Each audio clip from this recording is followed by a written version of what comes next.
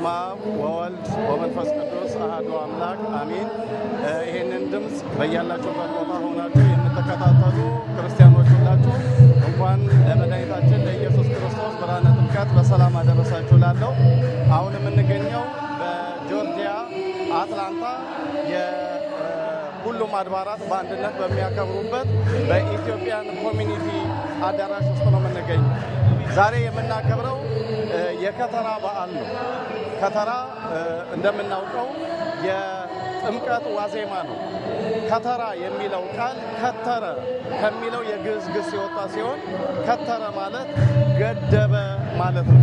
ይህም በአገር ቤት የጥምቀት በዓል ሊከበር ሲል ውሆች ወንዞች አካባቢ አባቶች ሄደው ይገድቡና ለሚቀጥለው ቀን ውሃውን ያዘጋጃሉ። ገድበው የዮርዳኖስን ባህር ወይም የዮርዳኖስን ወንዝ ለማሰብ ይከተራሉ። ከዛም ታቦታት ከያሉበት ከየመንበረ ክብራቸው ወደ ዮርዳኖስ ወንዝ ጌታ እንደወረደ ወደ ከተራው ቦታ ይሄዳሉ። ስለዚህ ይህንን ለማሰብ ዛሬም በአትላንታ የሚገኙ የተለያዩ አድባራትና ገዳማት ወደዚህ ወደ ኢትዮጵያ ኮሚኒቲ መጥተዋል። ይህም ታሪካዊ መሰረቱ ምንድን ነው ብንል ኢየሱስ ክርስቶስ ከገሊላ ወደ ዮርዳኖስ ወንዝ ወረደ ይላል። በማቴዎስ ወንጌል ምዕራፍ 3 ከቁጥር 1 ጀምሮ እንደምናነበው በዮሐንስ እጅ ለመጠመቅ ክርስቶስ ወደ ዮርዳኖስ ወንዝ ወርዷል። ይህንን ለማሰብ ታቦታት በሕዝበ ክርስቲያን ታጅበው በካህናት እልልታ፣ በዝማሬ፣ በልዩ ልዩ መንፈሳዊ ስርዓት የቃል ኪዳን ታቦቱ ወደ ተዘጋጀለት የከተራ ቦታ ይመጣና በልዩ ሁኔታ በማህሌት በቅዳሴ ስብሐተ እግዚአብሔር ሲደርስ ካደረ በኋላ በነጋታው የጥምቀት በዓል በሰፊው ይከናወናል። እንግዲህ የኢትዮጵያ ኦርቶዶክስ ተዋሕዶ ቤተክርስቲያን ይህንን ስርዓት ለ2000 ዘመናት ስትጠብቀው የኖረች ታላቅ መንፈሳዊ ስርዓታችን ነው። ይህ ለምንድን ነው ጥምቀትን የምናከብረው?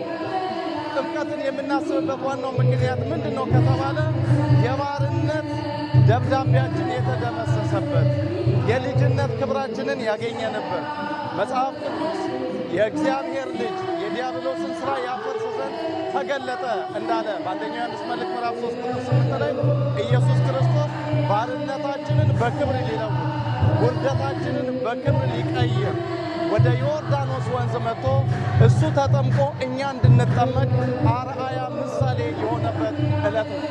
በጥምቀት ክብር ይገኛል። በጥምቀት የእግዚአብሔር የልጅነት ጸጋ ይገኛል። በጥምቀት የውርስ ኃጢአትና የግል ኃጢአታችን ይታጠባል። ለዚህ ነው ጌታ በማርቆስ ወንጌል ምዕራፍ 16 ቁጥር 16 ላይ ያመነ የተጠመቀም ይድናል ያለ። ሰው ካመነ በኋላ ሲጠመቅ ከውርስ ኃጢአት ከግልም ኃጢአት በእግዚአብሔር ስም የሚያገኘው ጥምቀት ፍጹም የኃጢአት ስርየትን ያሰጠዋል። ለዚህ ምሳሌ የሆነ ደግሞ ክርስቶስ ኢየሱስ ነው። ኢየሱስ ክርስቶስ በዮርዳኖስ ሲጠመቅ በጥምቀት የዕዳ ደብዳቤያችን እንደሚደመሰስ ባርነታችን በክብር እንደሚቀየር ለማሳየት ነው። ለዚህ ነው ሊቁ ቅዱስ ኤፍሬም ወሰጠጠ መጽሐፈ ለሆሙ ለአዳም ወለሔዋን ወረሰዮሙ አጋዝያነ። ኢየሱስ ክርስቶስ የአዳምና የሔዋንን የዕዳ ደብዳቤያቸውን ቀደደላቸው፣ ነፃ ሰዎችም አደረጋቸው ብሎ። ስለዚህ ይህን ጥምቀት ስናስብ ወገኖቼ ፍቅርን የምናስብበት ነው። ምሕረትን የምናይበት ነው። ይቅርታንና መቻቻልን ፍጹም የሆነ ልባዊ ርኅራኄን የምናስብበት ታላቅ በዓል ነው።